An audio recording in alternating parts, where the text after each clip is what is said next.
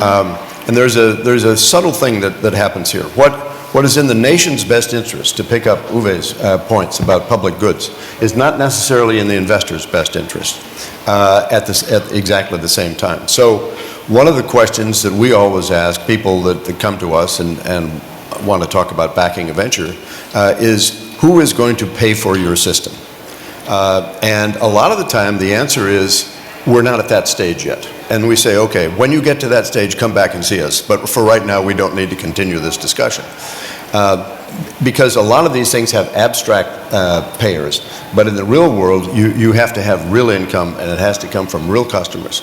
And we had a very good session here yesterday, I think with CEOs, and the question was, how important is the customer, the concept of the customer in what you were doing? And it just released a torrent, and they just went on and on and on. We could have gone for 5 hours telling all the stories about how difficult it is to actually get a customer who says, I am willing to pay you for what you do. Everybody can demonstrate something that a customer will take and look at and say, isn't that nice? But when it comes time to cut the check, they don't want to cut the check. So let me ask you, Dick, I once spent an hour on the phone with a doc, arguing about a $100 difference in modems. It was an hour of my time, an hour of his time. Right. That wasn't a very good economic calculation on either of our part. Right. It's notoriously difficult to sell to healthcare. Right.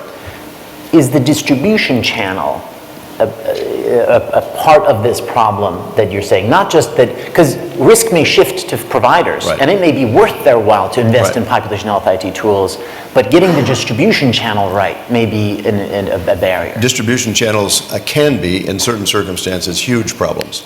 And a lot of thought is given to those distribution channels. And the distribution channel can be a customer. There's nothing that says that a distributor can't be a customer, as long as that distributor is willing to pay you actual cash, right? But then the distributor has to sell to someone, so the problem propagates. In the case of you negotiating with your doctor, I doubt that either of you put it on your timesheets at the end of the week. So neither of you were reimbursed for that. And there's a lot that goes on. You can't run a business on that basis, of course. So I think there is quite a bit that can be done, and we just have to find those cases where it really makes a lot of sense. And I think when you think of IT, it's really a capital investment.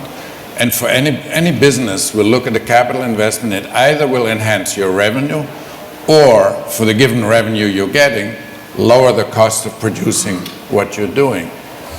I don't think IT has ever helped hospitals, for example, increase the revenue stream, just having a really good IT system and advertising it. So it would have to be on the cost savings side.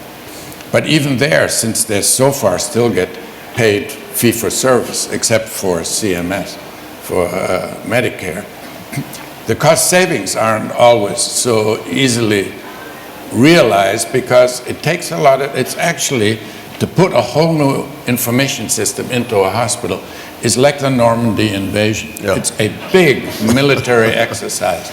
I've been through that, and it took over a year, and we had consultants, and the audit committee would look at this. I was stunned how much work it took. You had to have leaders within the organization enthusing everyone else. Think of all that cost, and then you ask, I don't get any extra revenue. The cost savings are not so clear to me.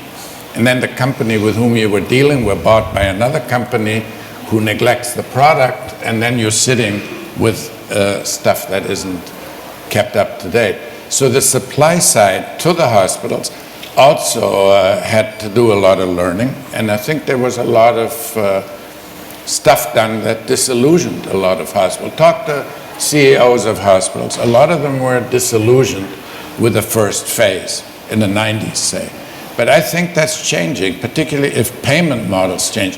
When DRGs came in, it was the first time that hospitals actually had cost accounting system, and the McKessons of this world and others jumped in, quickly supplied it. If bundled payments come in, you guys will be needed just for them to get through that. So I think the payment change actually has to come first, so that you see the business case more clearly.